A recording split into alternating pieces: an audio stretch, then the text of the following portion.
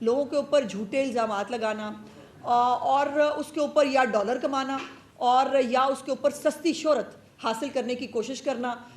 نہ مرحومین کو چھوڑنا، نہ گھر کی عورتوں کو چھوڑنا، اور الزامات لگا کر لہکتے چہکتے ہنستے مسکراتے الزام لگائیں اور اس کے بعد آپ گھر جا کے بیٹھ جائیں، اور اس کے بعد وہ شخص اور اس کی فیملی جو ہے وہ کس عذاب کا شکار ہوتی ہے، یہ صرف وہ لوگ سمجھ سکتے ہیں۔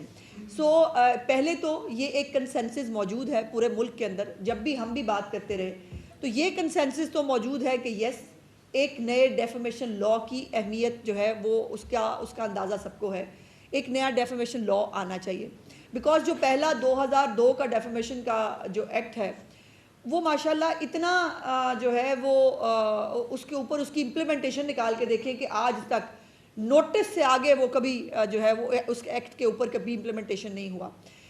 نوٹس جو ہے وہ جاری کر دیا جائے گا۔ اچھا، ہمارے لاء کے اندر نوٹس کی بھی بہت ساری 5-6 قسم کی سٹیجز ہوتی ہیں۔ نوٹس جاری ہوگا، پھر وہ اخبار میں جائے گا، اخبار اشتہار ہوگا، پھر وہ چسپاندگی ہوگی، پھر وہ خود جو ہے وہ بائی ہینڈ ڈیلیور ہو کے آئے گا، پھر اس کی جو ہے وہ ریسیٹ ہوگی، اور پھر ریسیٹ گواچ جائے گی تو پھر آپ ڈھونڈتے پھریں گے کہ میری ڈیفیمیشن کہاں گئی۔ تو یہ تمام جو پرانا ڈیفیمیشن لا ہے وہ کبھی نوٹس سی سٹیج سے آگے ہی نہیں گیا۔ اس کے اندر بہت ساری بڑی بڑی اگزامپلز بھی ہیں، جس کے اندر شہباز شریف صاحب کو اگر آپ کو یاد ہو، ان کو ایک الزام لگایا گیا تھا کہ جی پناما کیس میں ایک وہ جو بدنام زمانہ جھوٹا آدمی اس وقت جیل میں ہے،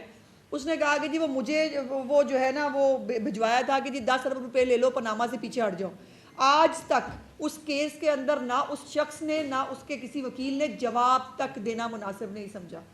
اس کے بعد خواجہ آصف صاحب کا ایک کیس ہے جس کے اندر خواجہ صاحب نے جو ہے وہ باقاعدہ طور پر یہ بتایا اور یہ بات ایکسیپٹ کی گئی کہ ہاں، شوکت خانم کے پیسوں سے